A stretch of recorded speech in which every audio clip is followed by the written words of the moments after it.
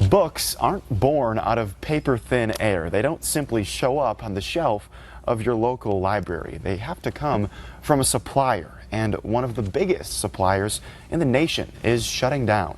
So let's read up on the situation.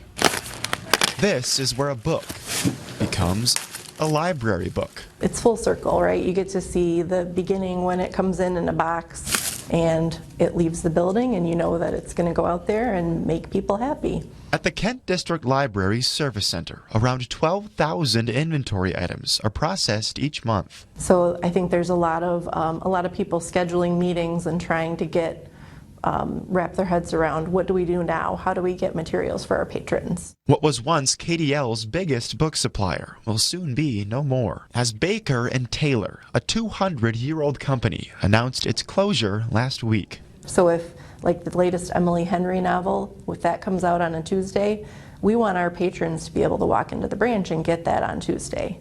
So there's a little stress there to try to make sure that we can continue to do that. Over the years, KDL has reduced its reliance on the company, but its absence still means new releases may be slow to reach the shelves as other suppliers take on new demand. I think we have a good game plan, and we're going to be able to keep on top of it.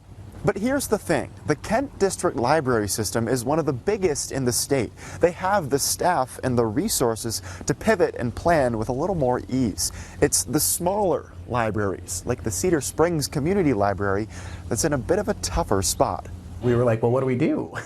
What do you do when almost all of your books are from Baker and Taylor? The answer for the Cedar Springs Community Library has been Amazon, which again has led to some delays. With them going under, every library is feeling this. And we are just a little tiny spot on the map that's trying to keep up, trying to keep our patrons happy with the new books coming in. The library hopes to have new suppliers to replace Baker and Taylor by the holidays. It's just another, moment where we just got to pivot with the market, and we'll be just fine.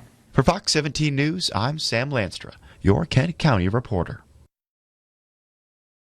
Sam also spoke with the Grand Rapids Public Library for this story. Similar to KDL, they said they have moved away from Baker and Taylor over the years, and they also said delays in the supply chain will likely continue for around 2 months.